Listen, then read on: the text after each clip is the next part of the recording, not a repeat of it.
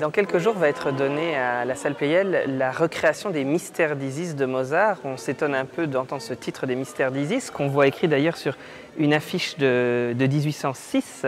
Les Mystères d'Isis, ce n'est rien d'autre que la flûte enchantée de Mozart, mais dans la version française que les Parisiens ont pu apprécier en 1801 dans une adaptation d'un certain Lachnit.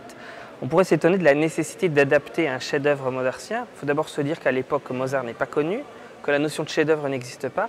Et puis surtout, et les documents qui sont autour de nous le montrent très bien, on avait besoin, quand on prenait un opéra comique ou un Singspiel de la forme de la flûte enchantée, de l'adapter à la situation, à savoir le Grand Opéra à Paris, qui est un lieu où la noblesse des personnages, la noblesse de l'intrigue doit primer.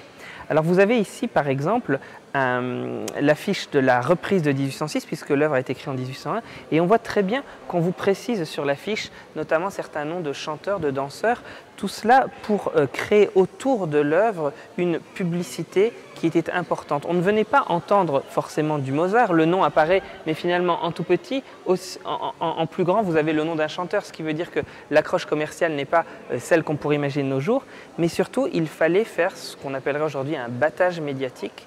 Et pour cette création des Mystères d'Isis, tout était bon pour intéresser le public. Alors ici, je viens de vous le dire, on a des listes de chanteurs et de danseurs qui étaient les stars du moment.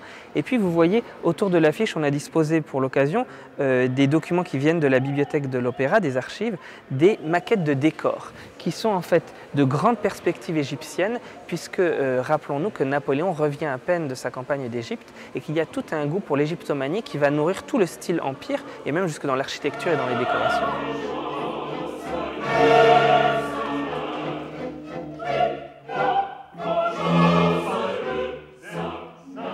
Et puis la troisième chose à signaler, qui est peut-être la principale, c'est la musique elle-même. À l'origine, on a une partition d'orchestre copiée à la main par des copistes, et c'était un travail démentiel. C'était un certain Lefebvre qui avait tout un atelier de copistes qui, vous voyez, faisait des copies très propres.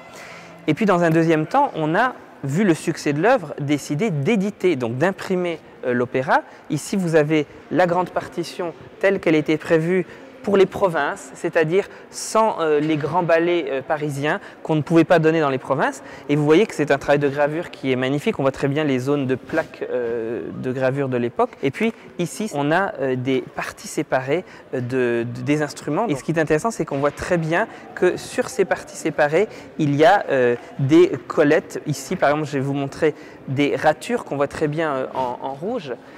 Le principe étant que l'œuvre va évoluer après sa création et qu'au moment des reprises, vous allez avoir des coupures, des modifications pour les nouveaux chanteurs. Parfois, on va resserrer l'intrigue. Et d'ailleurs, ces Mystères d'Isis qui sont donnés en 4 actes en 1801 sont repris en 3 actes après 1820. L'intérêt de remonter les Mystères d'Isis aujourd'hui au-delà de la dimension scientifique, c'est certainement de balayer un peu les idées reçues que ce répertoire 19e français est passéiste et poussiéreux. Il y a vraiment quelque chose d'ultra contemporain dans les Mystères d'Isis. C'est un peu comme un metteur en scène aujourd'hui qui se saisit d'Iphigénie en Tauride et qui transforme ça dans un asile psychiatrique ou autre. Vraiment, à l'époque, Lachnit s'est réapproprié l'œuvre d'une manière tellement originale et en même temps qui fonctionne bien que pour le public d'aujourd'hui, ça va sonner, je le garantis, de manière extrêmement contemporaine. On va vraiment avoir cette sensation de quelque chose d'inconcevable en 1801. Et je sais que les gens dans la salle vont se dire « Non, ça c'est le chef qui vient de décider ça, c'est actuel, mais ça n'est pas quelque chose de l'époque ».